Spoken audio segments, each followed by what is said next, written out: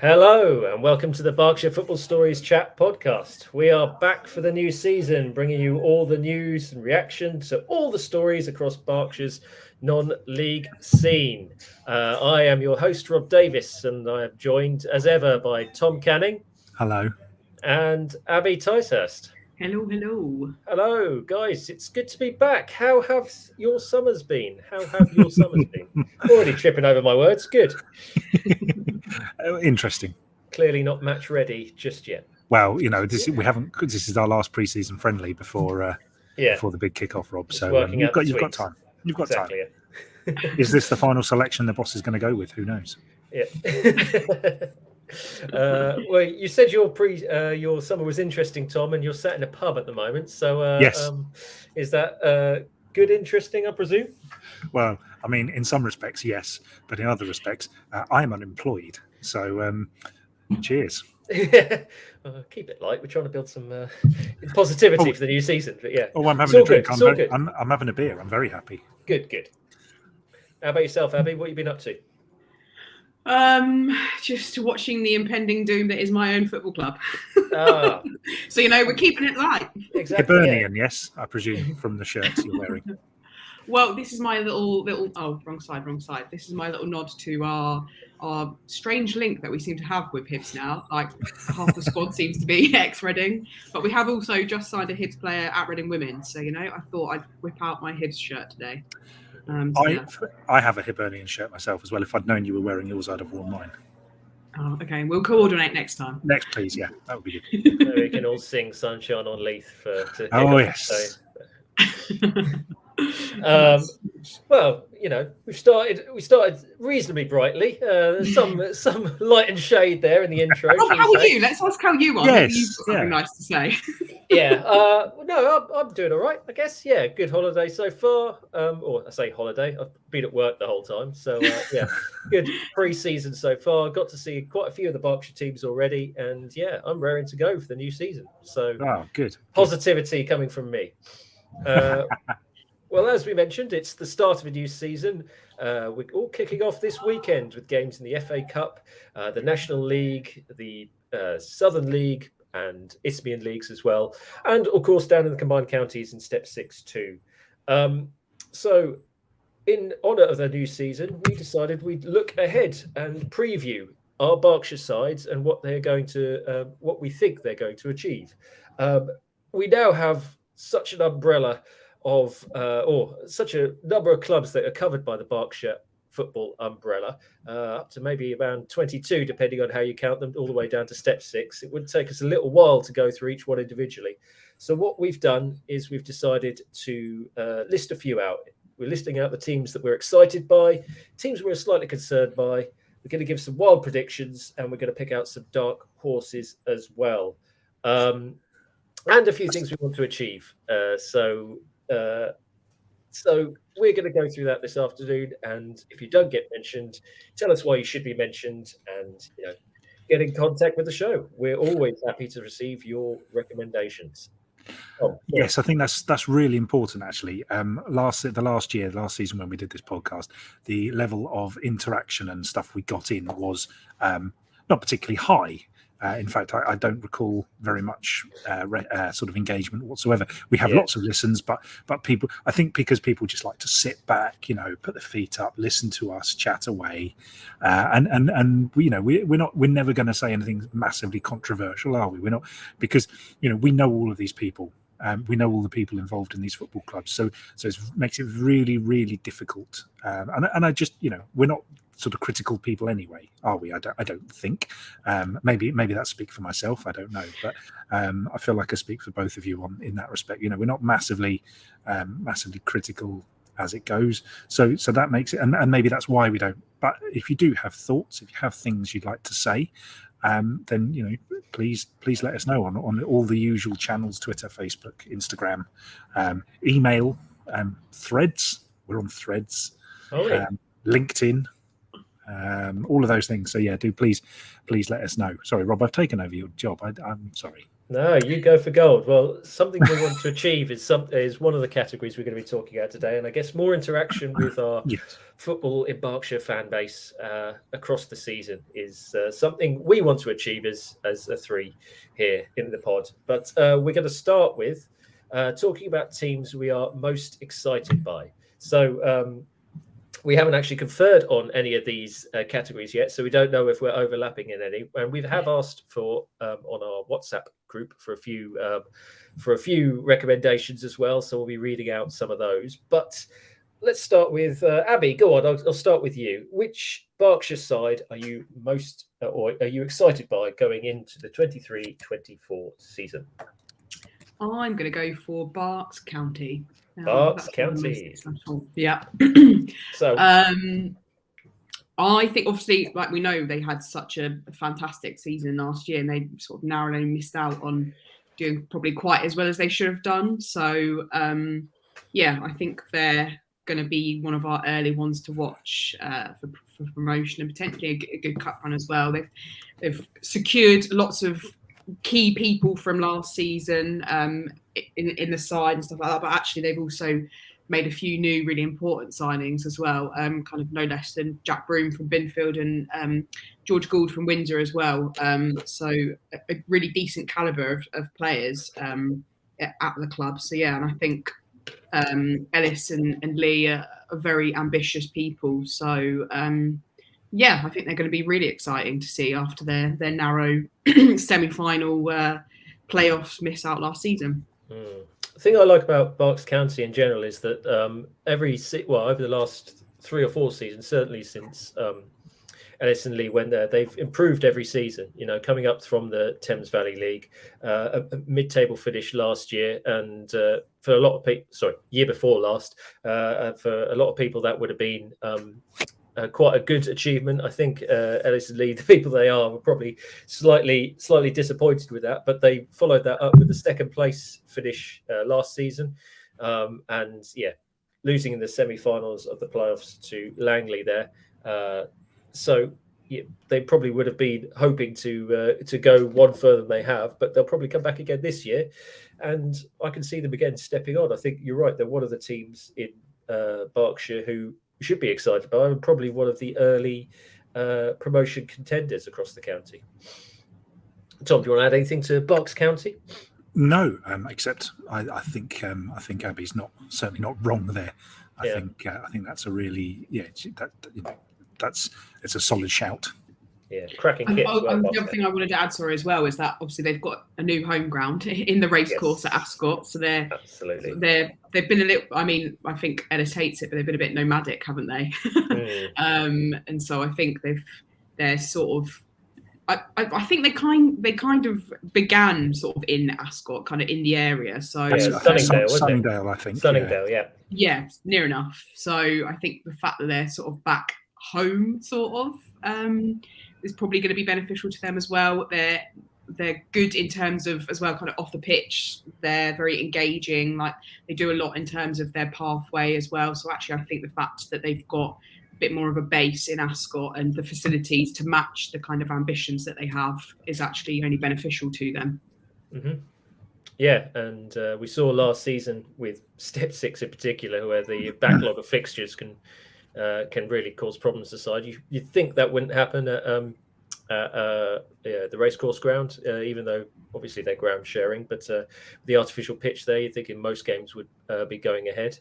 And the other thing I like about Berks County is the two cracking kits they've got. I really like the the sort of burgundy, I guess it is, home kit, and the white away kit. Both look pretty flash. So certainly contenders for Berkshire's best dressed sides this season, I'd say. Good indeed. Any more to add on Berks County before Tom gives us his team to be excited by? No. Well, good luck to them, of course. And then Tom, who are you eyeing up now? I think that I am most. This was a toughie because there were two sides I was really thinking about, and I've snuck the other team in as dark horses late on, and I feel like I want to see Abby twitch every time I say dark horses. I am most excited, I think, this season about Hungerford Town. Yes. I think Danny Robinson has had a very Danny Robinson summer. I think he has recruited excellently. Sean Moore has gone there. We all know Sean Moore. Sean Moore we know is an excellent step 5, step 4 player. It will be interesting to see how he adapts to step 3. I suspect absolutely fine. But they've also brought in a number of other players. They've kept hold of David Brimang, the striker from Crawley Town. They've just. It looks to me like they've recruited really, really well, especially from some of the lower leagues, some of the lower divisions around them, and I think that they've obviously had some change off the pitch, but they've kept hold of Danny Robinson as well, the manager. They had a really tough season at the end of last season. They showed real signs of life at the end of last season, and ultimately, I think was it? Am I real correct in remembering it was the final day of the season before they. Was it maybe a game before? I can't. Anyway, that they showed they got 50 points or 40 points, which was quite a big number of points for a team that got relegated from the National League South. I really, really think they're going to have a very good season. If they are not at least in the playoffs, I will be very surprised. I would probably put them up there as probably my favourites for the division. I will caveat that with saying aside from Bracknell Town, I know nothing about any of the other teams, so they could also have very good summers. But I just the recruitment there. Maybe I've said it's a very Danny Robinson summer, but actually maybe it's a very Alan Devonshire summer in that they've recruited really well from around them, and I look forward to seeing how they go. I think that they will do very well next. It will be interesting to see them how they get on in a division where they are not necessarily having to defend and to have a particular style of play. It will be interesting to see how they are able to go out and attack teams instead of sort of being slightly more defensive. I think that will be really, really interesting to see how they adapt to that. I know that a lot of people around the National League, and you saw it in comments all the time on social media, that perhaps Hungerford were not particularly well appreciated for their style of play on the pitch. Certainly off the pitch, the welcome and the food and the whole thing that went together at Bullpit Lane was very much appreciated. But I'll be really interested to see how they adapt to life in the Southern League Premier Division. I think they will do very well. Yeah. I mean, we've seen Danny Robinson before at Thatcham running successful sides like at the top end of the table. And we know I mean, Hungerford have been up there as well at the start of a couple season before last. It was one of the seasons that was cancelled during COVID. They were right up near the top, with Thatcham there, I think he's got pedigree for running sides that can be at the top of the table. I like Luke Carnell at the back. He's a good addition to brought in. I think he's going to bring in a lot of stability. And I also, you mentioned their striking options there. Also, they've got Conor McDonough up front as well, who's going to add a little bit of competition in places as well. I think he'll probably start ahead of some of these. So, they've got striking options, lots of striking options, and they could well be very solid as well. I think that's a good pick. They're currently not one of the top favourites for that division. There's actually some bookies who've offered odds on the division, and I think Hungerford are sort of middling in terms of what they're being offered. But I agree with you. I've been quite excited about Hungerford Town, and I think good option for playoff contention, I'd say. The bookie stuff is nonsense, though, isn't it? It's like the Vars. It's because the people who are putting the money on know as much about the other teams as we do. It's complete nonsense. Sorry, Rob, you know that. I'm just saying it for the purposes of betting is a mugs game. Yeah, absolutely. And it's nice to have a Berkshire derby at step 3 as well, with obviously, as we mentioned, Bracknell being in that division as well. Be interesting to see how the two sides get on.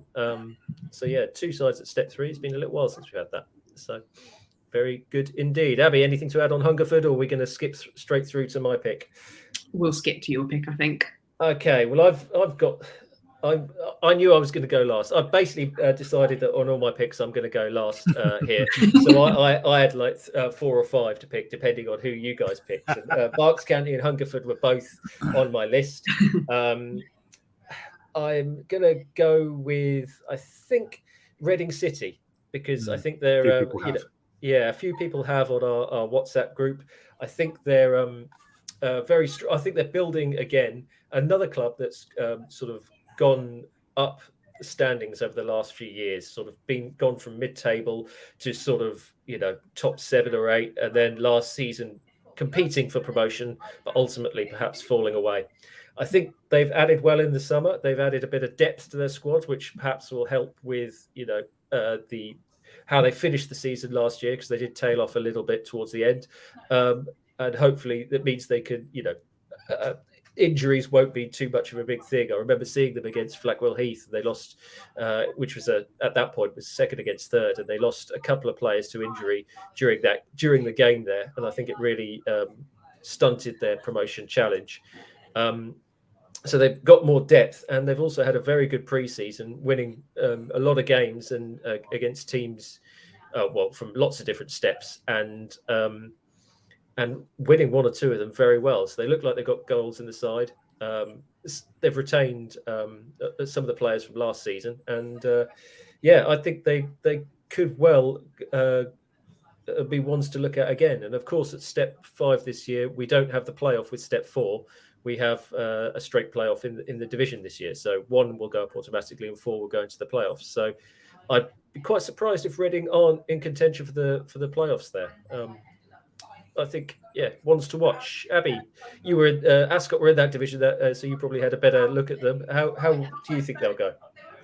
Yeah, I think you're not wrong at all. I think they were up there, having played against them twice, and gone kind of toe to toe in those games. Are two really tight games. So actually, I don't see why not. And as you say, they've added a few really decent signings. I think adding Jack Thompson-Wheeler of Binfield's probably quite key to them, actually, in terms of a couple of times. I think maybe they lost on fine margins, really, a couple of games where they potentially should have won. So actually, I think just stabilising that back line with someone of Jack's calibre is actually going to be really important for them. Yeah, I think, you're not wrong about that too. Tom, you're nodding away there. Is there anything you want to add to that? Or, no, just agreeing all along, really. Yeah, absolutely. Yeah, I think that might be quite a competitive division this year. I think we've also got think so, yes. Burnham in there, who have made some good signings. It's sort of, I guess we're covering them a little bit now, Tom. They're just about sneaking under the football in Berkshire umbrella, I guess. Why not? Bring them in. Why not? Everyone's welcome. But yeah, Reading keeping Tyler De Cruz as well, who was their top scorer last season. I think he'll bring goals, and I think they're well set for a promotion charge this season. Although I don't think it's quite clear cut, but I think they're well set. They look good. Anyone else honourable mentions that we want to give to? I'd say perhaps... just quickly talk about Paul Smithson. There's a slightly biased here. Paul Smithson said Windsor and Eton, but I think that's just on the basis of a new club. Very excited about their league campaign. Neil Graham says both Ascot men and women, which is fair enough. Dan Walkley's gone for Kimpbury Rangers, playing in the Wiltshire League as well. So there's a couple of others in there. Shall I do? I'll do the what other people have said, Rob. Shall I do those just going forward? I'll sort of go through there. Reading City, I think, the most mentioned side. But yeah, Windsor and Eton. There's a podcast a couple of weeks ago with Mark Cooper. If anybody wants to listen and learn a little bit more about Windsor and Eton. Yeah. So Windsor and Eton new club, and I'd also add to the list Newbury, who I think are have come over from the Hellenic League with a view to going through the divisions. So they're going to be in the Thames Valley Premier Division 1. So step 8, so a little bit further down. But to add to Newbury, yes, going through the leagues, as you say. I watched a video about Faraday Road, work being done on Faraday Road yesterday from West Berkshire Council. It was a thrilling minute and a half, but work has started, which I to this day I remain surprised about, because the last pictures I saw of it was essentially a rubbish dump for stuff. So Newbury returning to Faraday Road, getting some of the stuff back there, getting some of the bits and pieces, building that place up again. be a huge bonus. So fingers crossed there'll be Thames Valley Premier League, Premier Division next season. Absolutely. Okay, that was the positive stuff. The teams we're excited by. We're now going to move to the teams we're slightly concerned about. It's not, as Tom said at the beginning, we're not necessarily people to be overly critical, but there's one or two that you sort of think perhaps they aren't quite as well set as they could be at this time of the season. And Tom, I'm going to let you start off this time. Who have you got on your list of teams that you're not too sure about? Mine's more off the pitch, and I guess I've written in like anybody who knows me, I very struggle with openly being critical of things or negative about things. But I must admit, after last week's council meeting, I'm a bit concerned about Maidenhead United. Alan Devonshire obviously always recruits well. He brings players through. They send players into the Football League, which is fantastic. But I worry that the news that Braywick, the ground move to Braywick, might just take a little bit of a spring out of their step, knock the what's the wind from their sails, so to speak. I must admit that's a concern, and hopefully it doesn't sort of venture onto the pitch. And I love nothing more than hearing, seeing, watching Maidenhead beat a side that thinks that York Road is a cow field or tin pot or any of those things. There is nothing I find more fulfilling on a Saturday or a Saturday afternoon or a Tuesday evening than seeing Maidenhead United have beaten or drawn, or the best way is grabbing a late win or a late draw against an ex-Football League side, of which there are now many in the National League. But I just hope that the news that the sort of the ground move is so I'd say positive. If I'm going to be positive about it, is up in the air, and I think it's very much an issue. The club needs to move forward. I think every fan who loves that ground and doesn't want to move also acknowledges that in order to progress, the club needs to move. So that concerns me. Yeah, I'd probably share those concerns. I think on the pitch, as you mentioned, Dev usually recruits well, but I would say they're coming into the start of the season this weekend. They've got a home game against AFC Fylde, who were perhaps, I guess the bookies at least would have Maidenhead as one of the teams who might be involved in a relegation battle again this season. And I'd say AFC Fylde are probably also going to be in that bracket. So it's a big game to start the season at York Road. And I think they're going into that game currently with only one striker on the books. So I think they still have work to do to get a few players in. But I mean, that's how it works for these clubs, especially a club like Maidenhead, who only are not fully professional. One of I think last season it was 3 teams in that league who aren't fully professional. Now with a couple coming up, perhaps Oxford City might be also in that bracket. But I think they have to wait to see who's available towards the end of the summer and bring those players in. And I think they've still got work to do, and with quite a big month in terms of fixtures against teams that will be perhaps around them this season. I think on the pitch they need to hit the ground running, really. So concerns off the pitch, slight concerns on the pitch, but Maidenhead have been here before, and if there's anyone who can push them through, I'm sure it is Dev. Anything else to add, Abby? No, I don't think so. Just kind of echoing what you've both said, that hopefully maybe a couple of sign-ins beyond this will be a bit of a welcome distraction away from the nightmare that is currently the Braywick move. So just fingers crossed that's the way it goes for them instead. NIMBY's going to NIMBY, aren't they? So that's we might not have a football stadium, but hey, there's 3 or 4 dog walkers that will be able to use the field to their heart's content. So that's fine.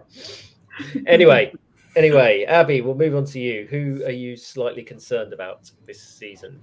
I have gone for Wokingham and Embrook as my slight concern for the season. Go on then. Mostly because I think they got lucky last season, if I'm being really honest. Genuinely, I think that just the chaos that was the bottom half of the Premier North Division of the combined counties was, it was chaos. So actually, they kind of managed to slip their way out of that end of season drama.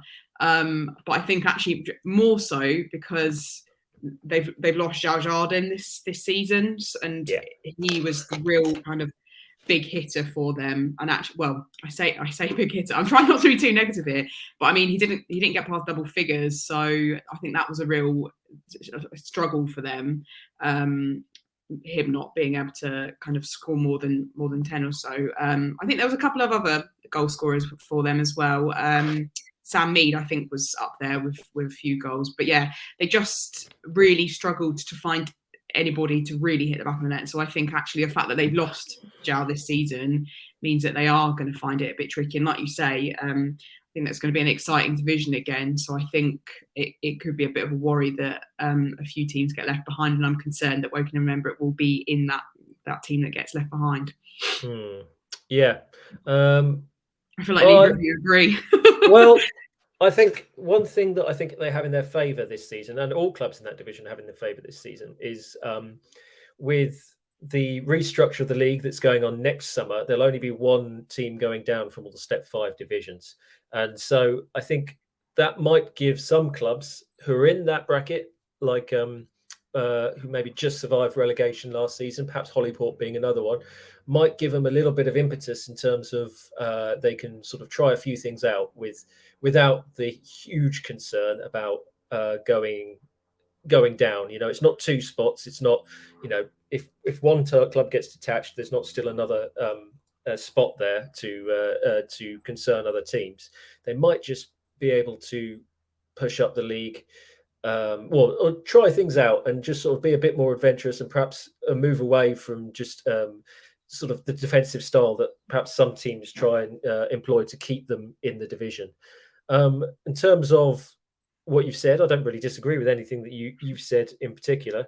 Jardim, I think, will be a bit of a loss. He certainly added some focus for that attack. And I haven't yet seen Wokingham in pre-season, so I will be looking forward to seeing how they plan to sort of, get the goals on the board, because, like you say, that is a concern for teams at that end of the table. They will certainly want to look at in terms of being slightly concerned about. Are they going to go? I'd still, at this point, I'd say they probably won't go down or anything. I don't think they'll be the one team that goes down from that division. There's always one club that's, it gets into a tailspin and falls down the leagues, and I think Wokingham and Embrook are well run enough that it won't be them. But yeah, I don't disagree with anything you said particularly. I just think, this season they might be all right due to the fact it's only one team going down. Yeah. I mean, they brought a few players in as well, and like Josh Harris is back from injury as well, and I think they missed him, obviously. So absolutely. Maybe I'm just being a bit harsh. No, it's an interesting one. I like when you sort of people stray away from the sort of uniform picks and sort of stick their neck out. So, but yeah, we'll definitely be revisiting it at the end of the season if Wokingham have been in comfortable mid-table mediocrity all year. Then we'll be coming back and clipping up that soundbite to hang you out to dry. Nice. I said that I go away from the sort of the uniform picks, but I'm going to go with one club that I think everyone's slightly concerned about, and that's Windsor. Windsor relegated at the end of last season, down from Step 5 into Step 6. And that was before we had the news that a new club was forming, Windsor and Eton, and they were taking the lease on the stadium at Stag Meadow. That left the club Windsor without a ground, and communication from the club has been quite sparse. In fact, it's been non-existent ever since. as far as we know, the manager Mick Woodham left at the end of the season, as far as we know. So we're not quite sure who's in charge in terms of playing teams there. We do know that. Go on, Tom. It's a chap called Diogo, who was a coach with Beaconsfield Town. I was just trying to find his surname. He's a Portuguese chap. He's been involved in a couple of Portuguese sides. Diogo Nobre. Diogo Nobre, okay. Yes, so, he's a UEFA A licensed coach. There's been a couple of press releases over the last 2 weeks from Windsor about the ground, about the new manager, and the various bits and pieces that go with that. He was the first team coach for Casa Pia Atletico Club Portugal, and he was the academy manager at I'm going to pronounce this terribly, but I'm going to say Pamari United in the Finnish second division. So he's got some experience in various different places. So he was also involved at Enfield Town and Wingate and Finchley. Right, very interesting. Again, that's become as part of this link with Beaconsfield Town now, because the club has actually moved to ground share over in Beaconsfield. It looked like they were being set up to ground share at Slough Town, but that seemed to have fallen through and then has gone through to they're now at Beaconsfield Town. It's unclear exactly exactly what they're going to do now. I think there's going to be quite a strong link with Beaconsfield Town. I don't know if that means that they're going to be, receiving a lot of their players from the Step 3 side, or having a strong link there, which could work out well for them. But at the moment, I think they're, sort of a little bit isolated. They've moved away from the town they're supposed to be representing, and putting it mildly, it's been a summer of turmoil, and we're yet to see exactly how the club are going to react to that. And obviously, coming off the back of a relegation, we're not exactly sure who's going to be lining up for them come this Saturday, I guess, when they kick off their league campaign. Eddie, Tom, you seem like keen to add something to that. Yeah, just from other people writing in, there's obvious concerns for Reading Football Club, and that will be across the men and women's team. I'd certainly echo those sentiments. But we've got a couple of responses around Binfield as well, which none of us brought up. But there have been a lot of players depart Binfield, a lot of well-established players that are that have been there a long time. They've all signed for various clubs. Liam Gavin, Johnny Denton, Joe Gator, to name a few. I think, and obviously we haven't seen anything to say which players have gone in. So there are understandably a few concerns around Binfield as well. I think all I would say at the end of this little segment before we move on is that anyone sort of listening to this that disagrees, do feel free to get in touch and let us know why you disagree, but also feel free to kind of pin out comments and stuff and stick them on your dressing room wall, because we would love nothing more to be the reason that your club actually is inspired and cracks on just in spite of us. Absolutely, yeah. Always looking to inspire and help clubs out, even if it's through the negativity of our concern section on the prediction podcast. Right, well, we are going to move on, and I'm going to mess up the order a little bit here for you guys, but I'm going to go to Dark Horses next, and I'm going to go to Tom first, because I want to watch Abby's reaction when his pick doesn't quite meet her definition of Dark Horse. So hold on, though. I was just going to say, it's not my definition, it's the Oxford English Dictionary definition. So if ITV would just like to look that up at some point during the World Cup, that would be great. Yeah, I mean, all I can say is, in the Royal County of Berkshire, nothing from Oxford holds any sway over me whatsoever. Dark Horse has always been one of my bugbears as well. Like during the Euros, what was it, 2021, when they were being played, Alan Shearer picked Italy as a dark horse. Yeah, it's like what are you on about? So I know where you're coming from, Abby, and yeah. But I'm also what people mean is they mean underdogs. People who they don't think are going to do quite as well as they suddenly do. And actually, that's entirely been thrown out the window of the Women's World Cup so far, and I love it. So there we are. Good.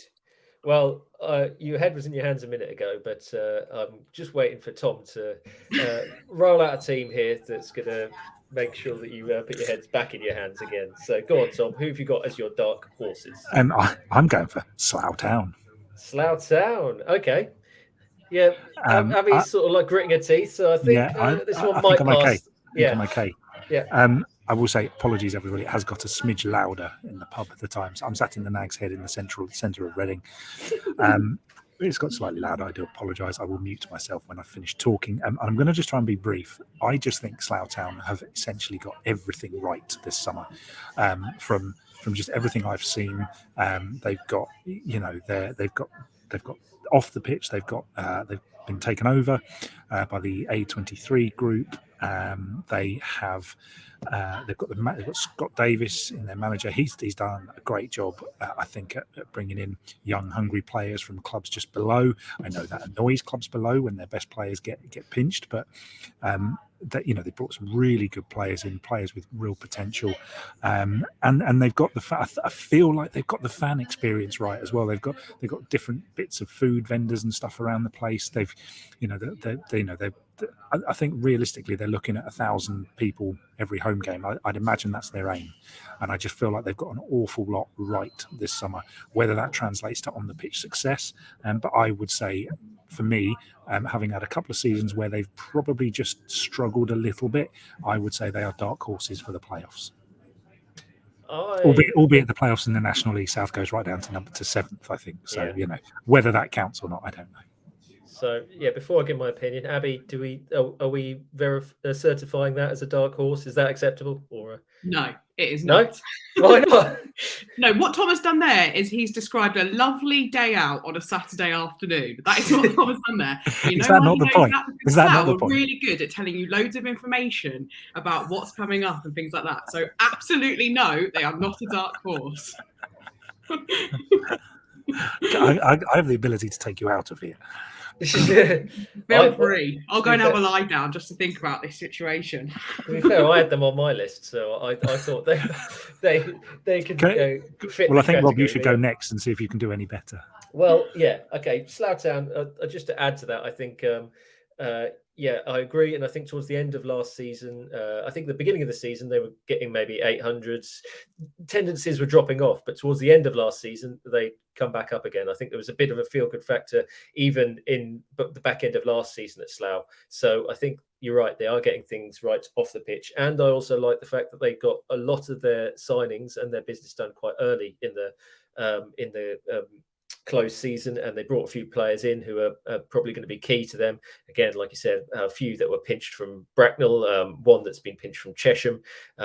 So I think they're going to form the basis of that side, and I think it's basically given them a full pre-season together to try and get their team sorted. And I think, you're right. I think they have got pre-season right, and I think it might stand them in good stead coming into the National League season. So I'd say outside bet or I'd say a bet for the playoffs. They're going to be top half of the table this year, I think, and in playoff contention. So that's what I'm going for. Do you want to go next, Abby? Because like I say, I've got a long list, so I'm gonna, depending on what you pick, it might narrow down which team fits the criteria. I think this is probably a bit of a predictable prediction, but I'm going to go for Windsor and Eton. Just because we really don't know anything about them right now, apart from obviously they're a new team, they're building, they've brought new management in, they're playing at Windsor and things like that, but we actually don't really have anything to go off at this point. So they just seem like an exciting prospect at this point. So I think that's what puts them as a dark horse, because we really don't have anything to go on right now, apart from they've obviously made some signings and things like that. But they're an unknown right now, which is exciting. I think they've, like you say, they're one of the teams that we'll probably know a bit more about as the season goes on, because they do seem to be quite good at letting people know about information, social media, and good presence there.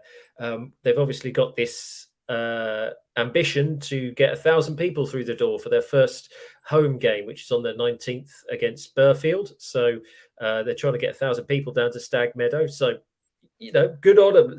That's quite a heavy ambition. I don't know if there's any. Dream big, man. Dream big. Yeah, exactly. Yeah, go for it. And I think they've had work days down at Stag Meadow to try and tidy the place up, because over the last few seasons it has started to look a bit tired. But a lick of paint solves a lot of issues, I think, and they're going to be an interesting one to watch. And but they might not have the Step 7 all their own way, because there's some good teams down there. Burfield, Finchampstead, they've been around for a few seasons towards the top of that division, and I think they've got a few players from Step 6 and things like that. But I think they'll be favourites, but I don't know if they'll have it all their own way. Put it that way. Yeah, I think like the Thames Valley, especially that Premier division, it's a bit of a funny one, isn't it? Sort of outside the top kind of 2 or 3. Is actually quite competitive, I think, really, apart from sort of Yateley and Finch running away, like taking it in turns to run away with it. But actually, it is a relatively competitive division, so they can make their stamp and make their mark on it in the first season in fruition. Then why not? It just proves that it's going to be an exciting season, definitely. So. Yeah, should be very interesting. I am incredibly excited to see how parish councils react to hordes of. I spoke to a couple of people at Windsor. They suspect they'll take 50 supporters away. I suspect that they are underestimating, especially if they start well. I'm incredibly excited to see how the local gossip groups react to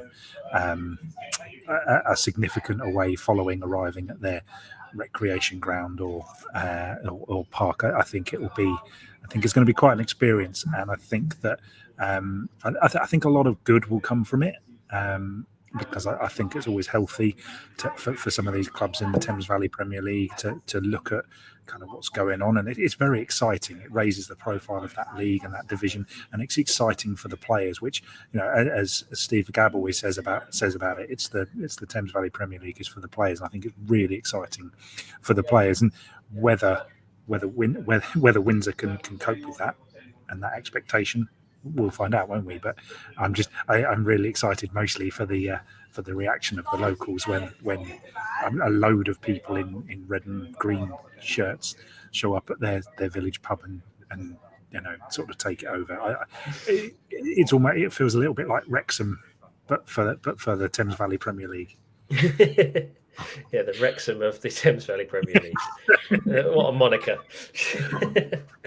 We shall see. Well, we wish them all the best of luck, obviously. And I'm very keen to get along to a couple of their games during the season. So, I'm sure we'll be covering them and some of the other teams in the Thames Valley Premier League as well as the season goes on. So, my dark horse pick, and it's a team, hopefully, that satisfies you, Abby, because I don't know much about them at all, is Yateley United. Now, Yateley United, newly promoted from the Thames Valley Premier League into the Combined Counties Division 1. They are very good. They had a very good season last year in terms of 100% season in the Thames Valley Premier League, getting them promoted. So that's where I think they might fall down on your dark horse criteria, because they're coming in with a lot of pedigree from the league below.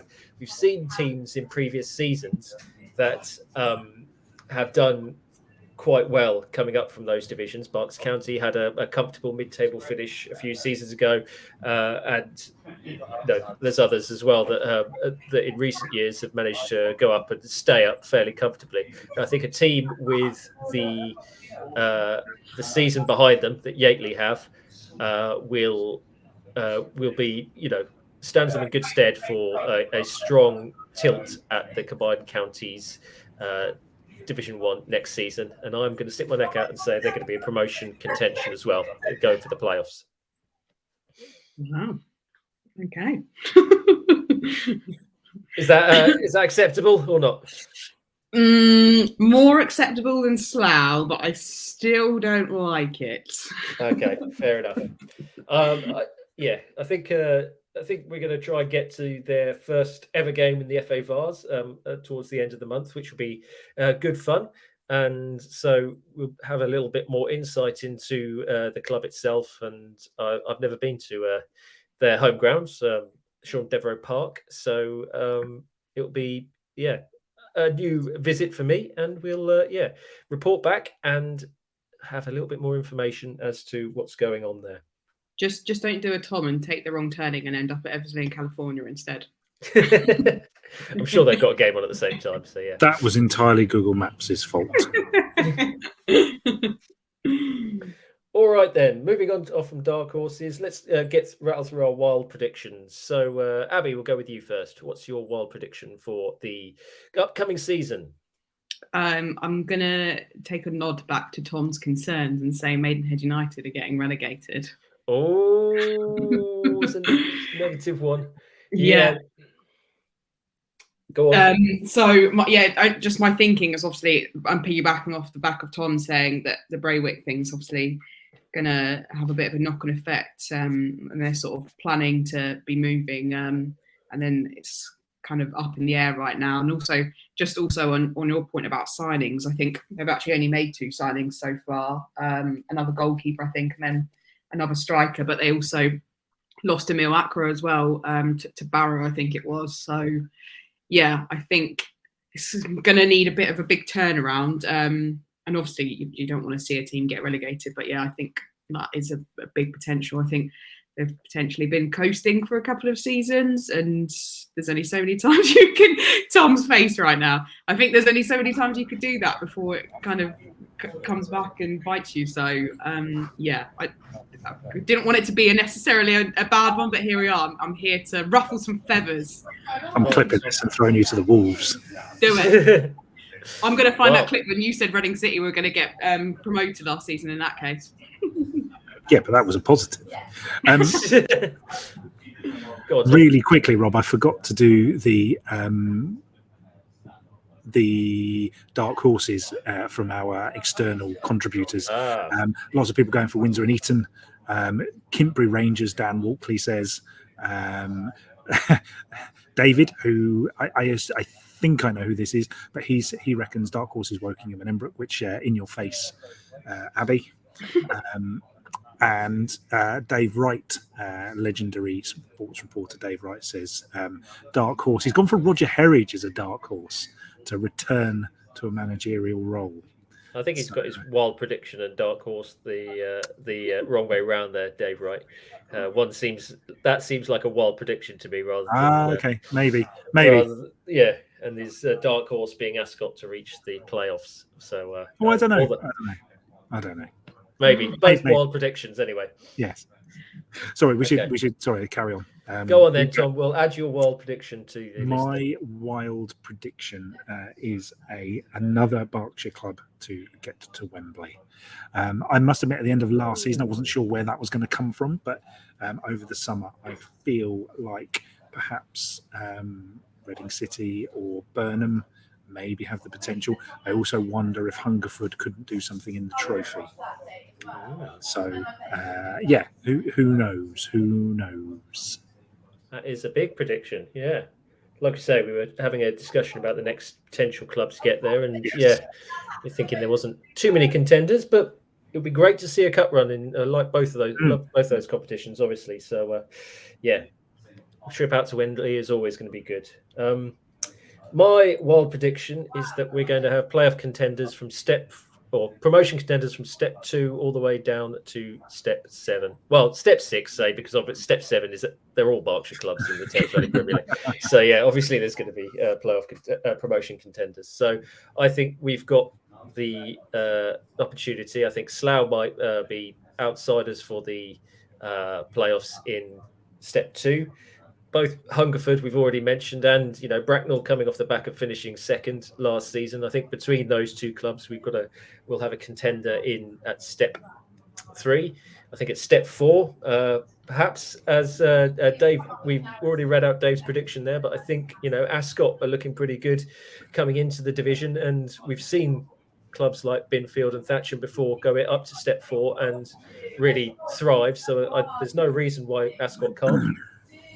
Step 5, we've already spoken about Reading City and Burnham, and I think there's another couple of clubs. I think Tadley have got a good chance of getting towards the playoffs, although that division is really weighted at the top, and Sandhurst being in there as well. They did really well at the level below last year, and I wouldn't be surprised to see them have a tilt at promotion. And then at step 6, we've got a couple of teams, Berks County, who Abby's already mentioned, and Langley as well, I think, are both going to be good. And I've already mentioned Yateley too, who I think have got a good shot at getting towards the playoffs. So I'd say between those, we're going to have promotion contenders all of those steps. So 5 steps across those divisions. So that was my wild prediction. Good. You want to read any more before we?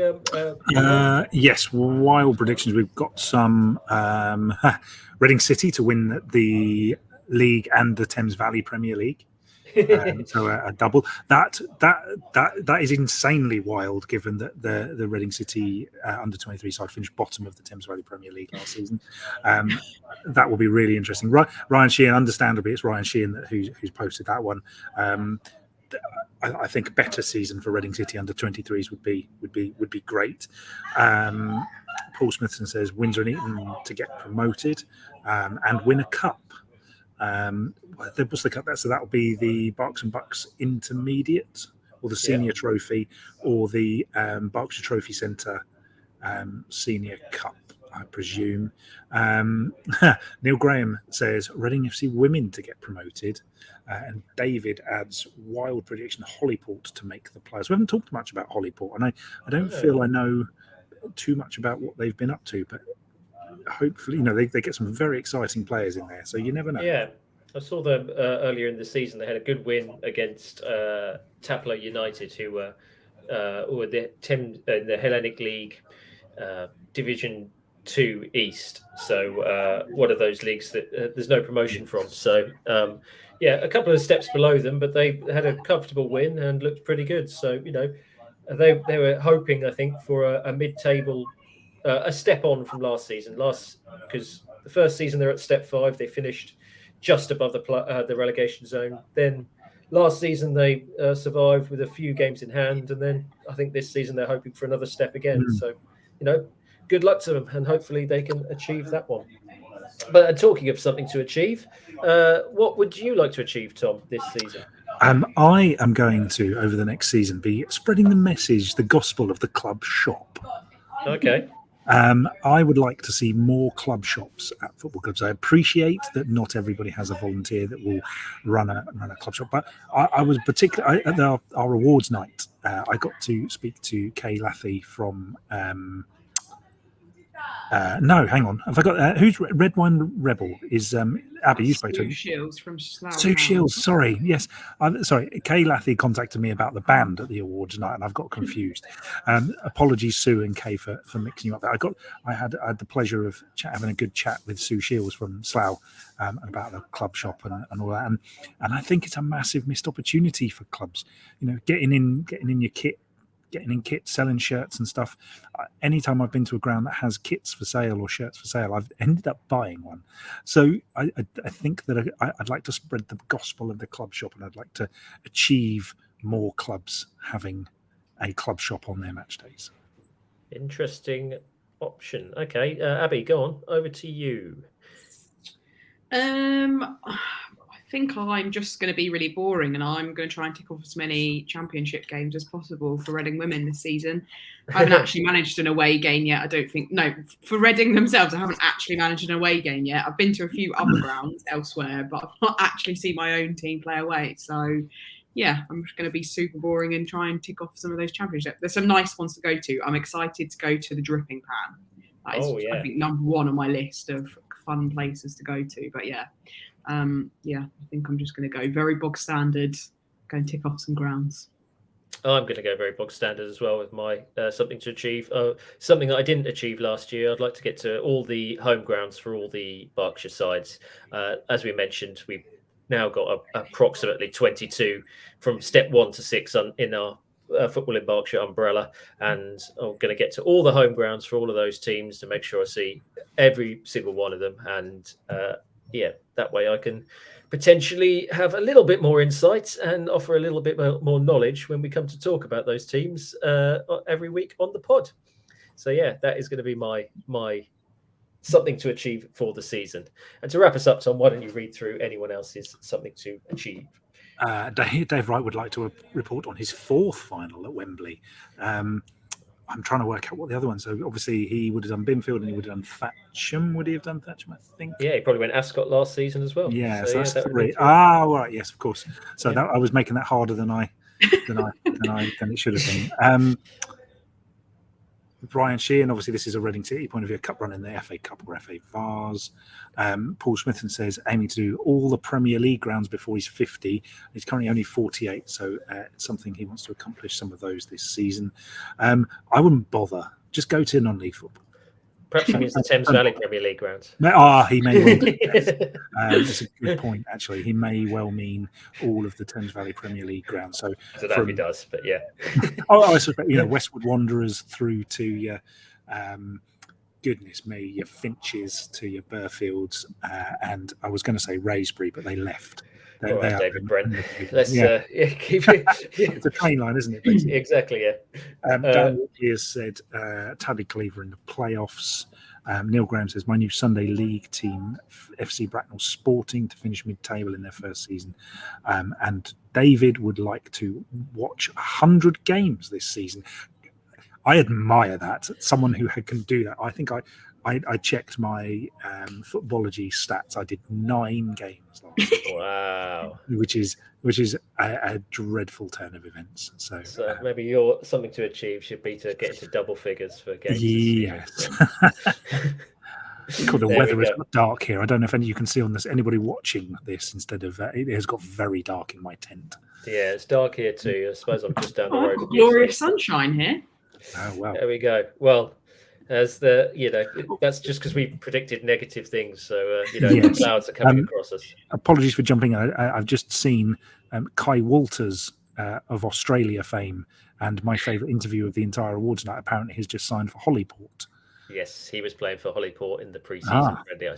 So he's not going to Australia. I think he is, but I think he's playing for Hollyport for a couple of months before he does. So fair enough.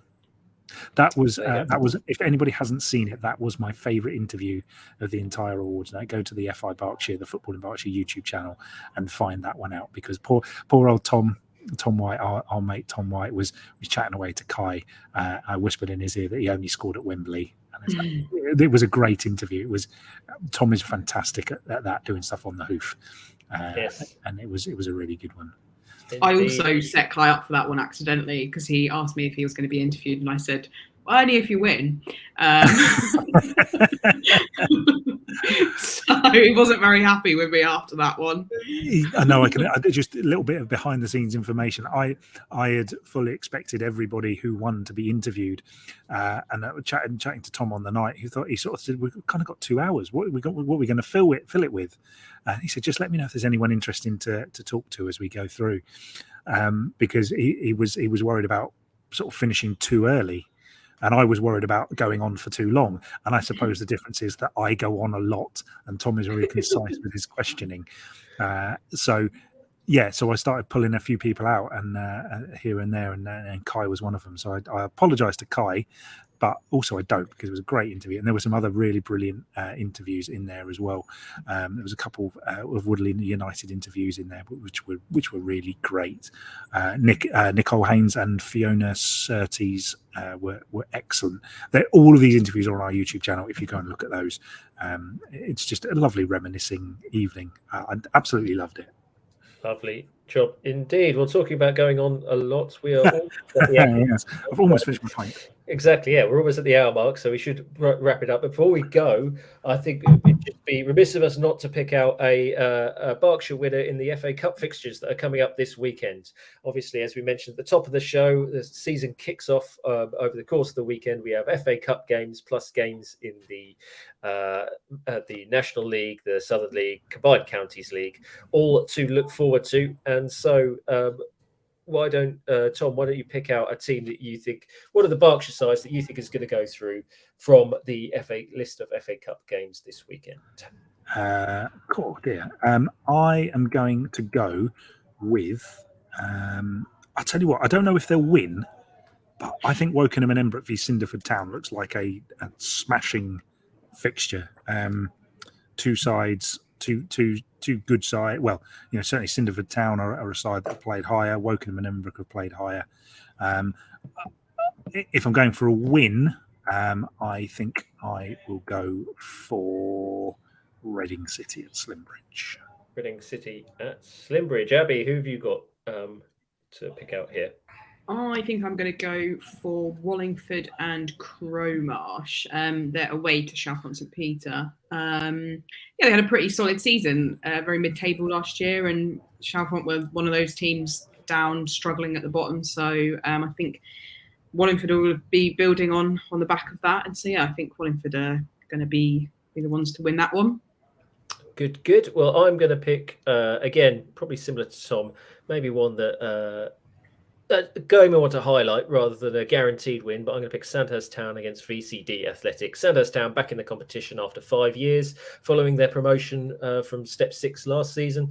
Don't know the first thing about VCD Athletic, so I can't tell you who's favourites or anything on that, but Sandhurst Town at Bottom Meadow hosting FA Cup football for the first time in 5 years. That's got to be something good to highlight. So let's go with them. Interestingly, none of us went with Ascot United, who clearly, if they don't beat Derby United, there is something wrong there. That if ever there was an away banker, then I don't know. Probably that one. Hardly looked pretty handy when I saw him in pre-season. So but we're talking different levels. Yeah, true. Well, I was talking Step 5 against Step 4, so it's not a huge difference, but I take your point. I think it is. All right. In that particular respect. In order to get this podcast finished, I will take your point.